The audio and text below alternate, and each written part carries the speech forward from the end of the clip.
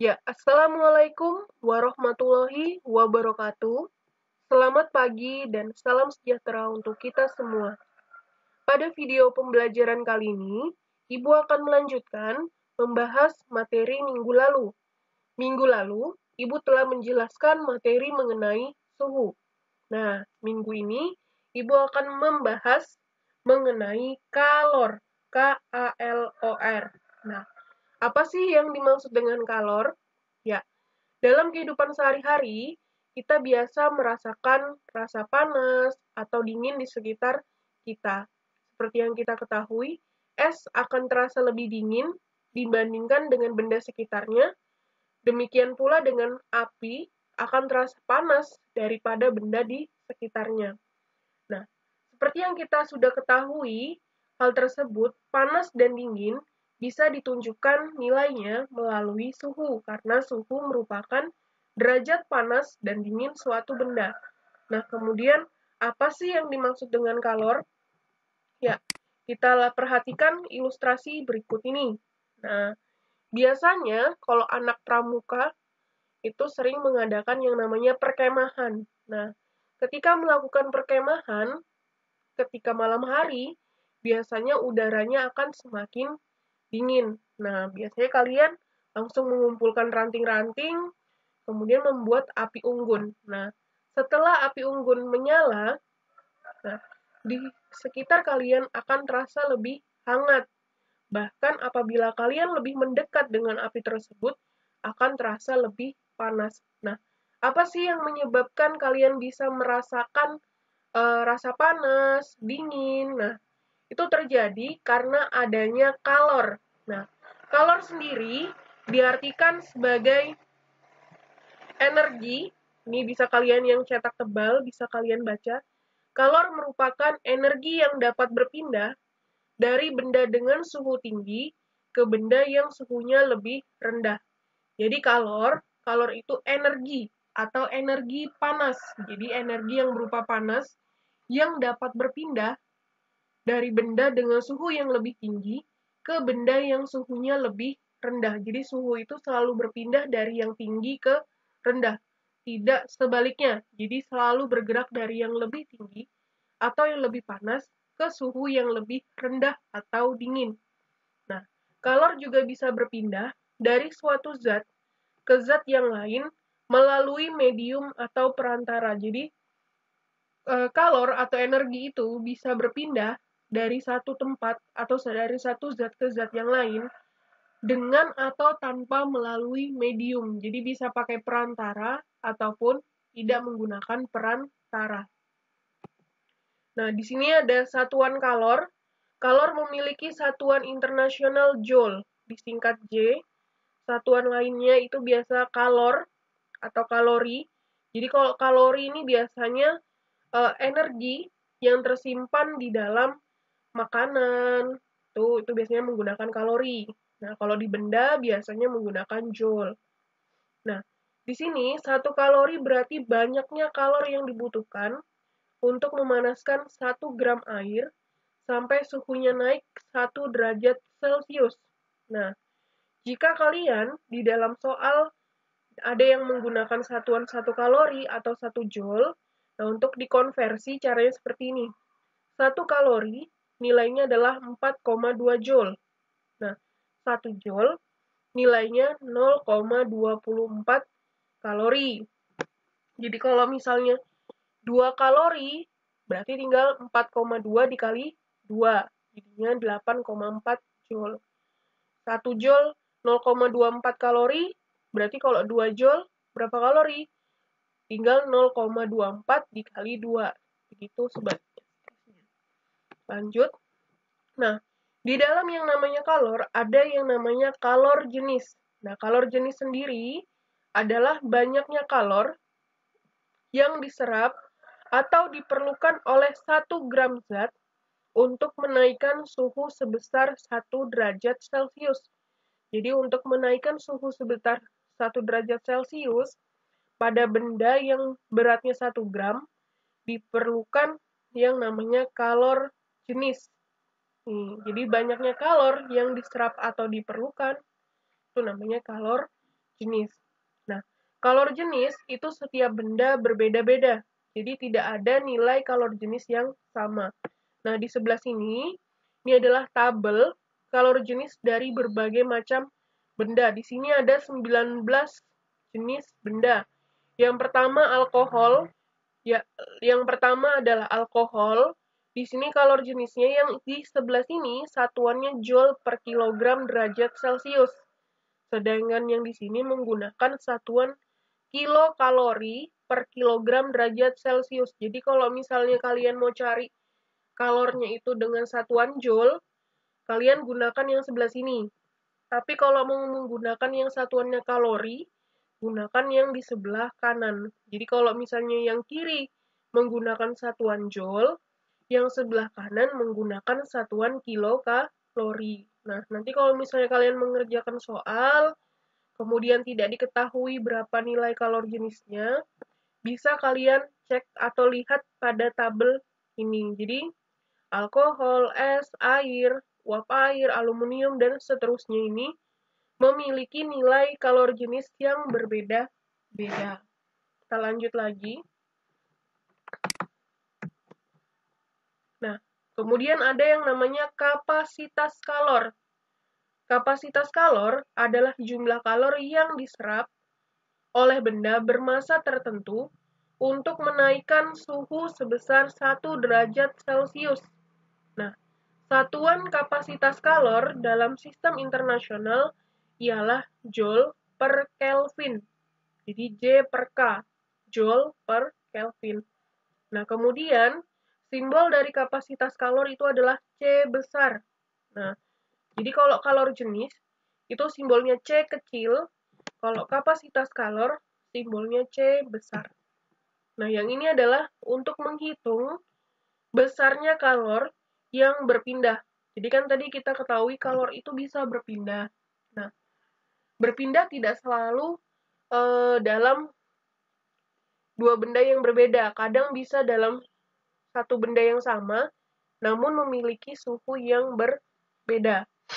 Nah, besarnya kalor yang diserap atau dilepas oleh suatu benda berbanding lurus dengan massa benda, M, kalor jenis benda, C, dan perubahan suhu atau delta T.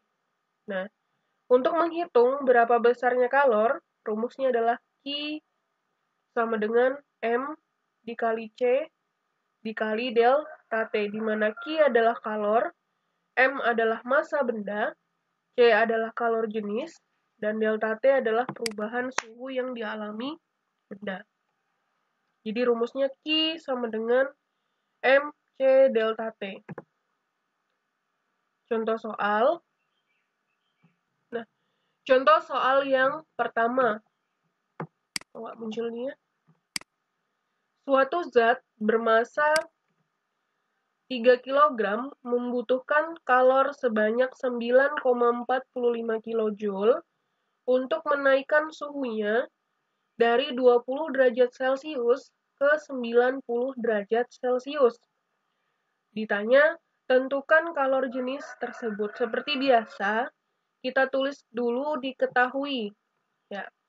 Diketahui pertama masanya 3 kg, kemudian Q atau kalornya 9,45 kJ, kemudian suhunya, suhu yang pertama itu disimbolkan dengan T1 sama dengan 20 derajat Celcius, dan T2, suhu yang kedua, 90 derajat Celcius. Nah, untuk membedakan antara T1 dengan T2, T1 adalah suhu awal dan T2 adalah suhu akhir. Jadi tidak selalu T2 itu nilainya lebih besar, enggak.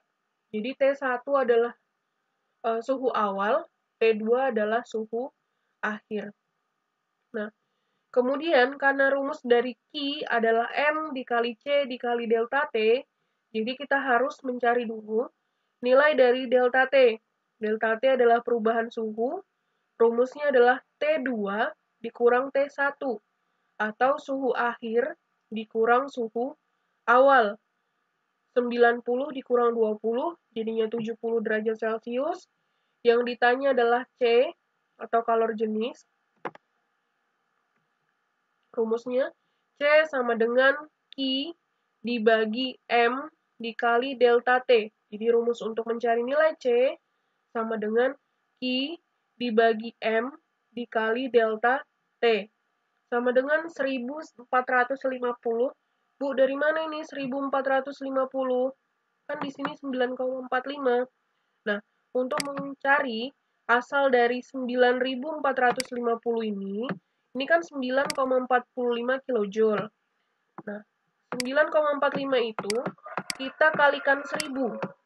Nah, jadi 9,45 kilojoule kita rubah jadi joule, itu dikali 1000. Dikali 1000. Jadinya 9,45 dikali 1000 jadinya 9.450 joule. Nah, ini harus kalian rubah ya. Jadi kalau misalnya satuannya kilojoule, kalian rubah jadi joule, caranya dikali 1000. Nah, kemudian Q-nya 9.450 dibagi M-nya 3, C-nya itu, delta T-nya 70, jadi 9.450 dibagi 3 dikali 70 berarti sama dengan aja 9.450 3 kali 70 itu 210 ya.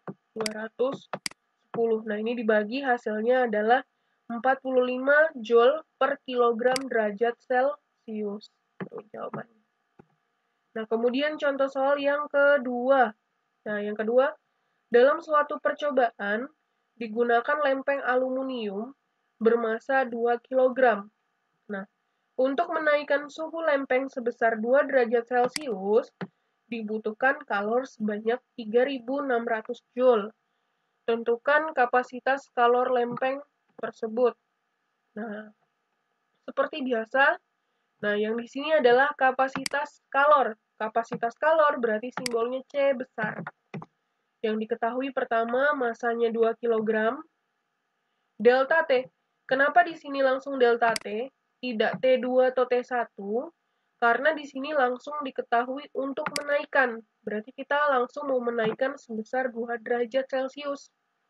Misalnya dari 30 derajat ke 32. Berarti yang kita naikkan adalah 2 derajat kan? Nah, jadi kalau sudah ada kata-kata mau menaikkan sebesar ini, berarti delta T-nya 2 derajat Celcius. Langsung aja nggak perlu kita cari T2 dikurang T1.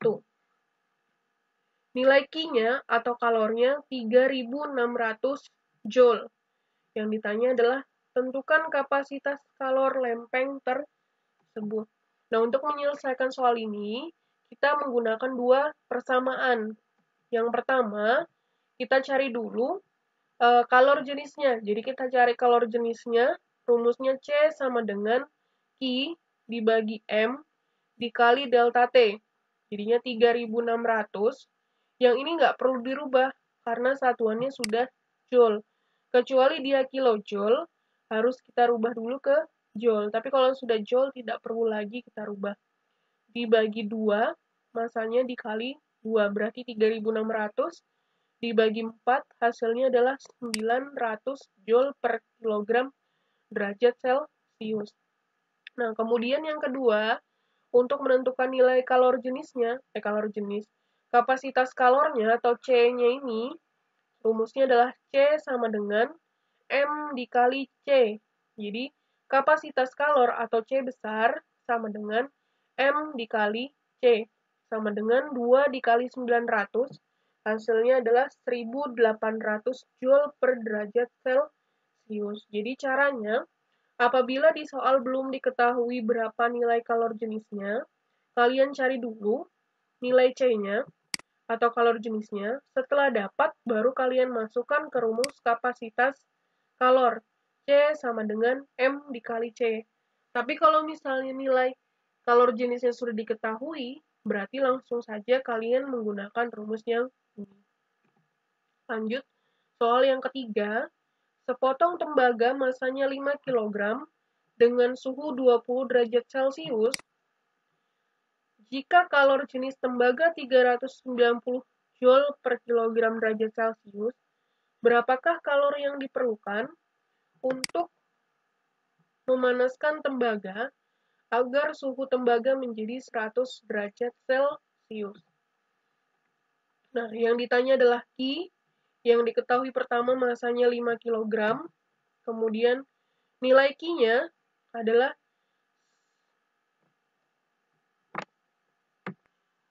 nilai Qi-nya nggak ada ya. Tadi sudah Ibu perbaiki. T1 adalah suhu awalnya 20 derajat Celcius. Kemudian T2 itu adalah nilai suhu yang diinginkan menjadi 100 derajat Celcius. Berarti suhu akhirnya yang diinginkan adalah 100 derajat Celcius. Nah, delta T sama dengan T2 dikurang T1 sama dengan 100 dikurang 20 sama dengan 80 derajat Celcius.